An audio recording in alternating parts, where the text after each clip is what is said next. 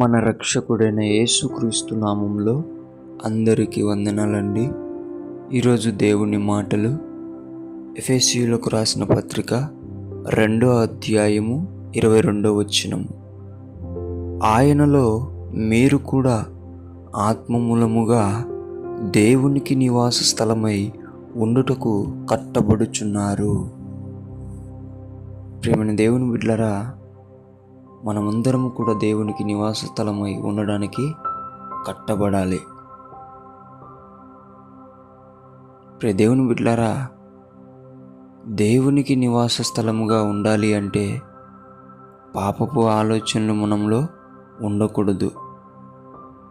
ప్రవర్తన చక్కగా సరిదిద్దుకోవాలి.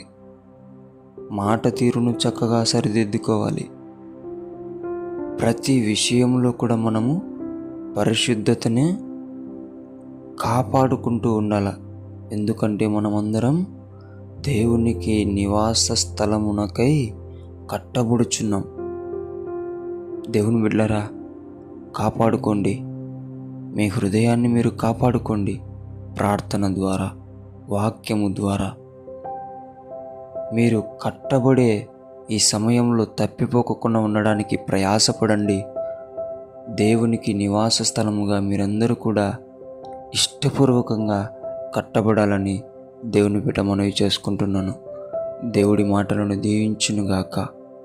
ప్రార్థించుకుందాం. యేసయ్యా, నీకు వందనాలు, స్తోత్రాలు ప్రభువా.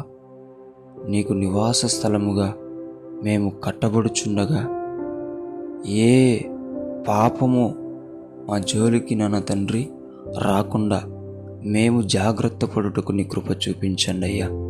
మేమందరము నాన్న తండ్రి నీ నివాస స్థలమైన శరీరమును మేమందరం కాపాడుకొనుటకు, పరిశుద్ధంగా ఉంచుకొనుటకు ప్రయాసపడే బిడలుగా మమ్మల్ని ఉంచమని యేసు నామములో ప్రార్థిస్తున్నాం తండ్రి.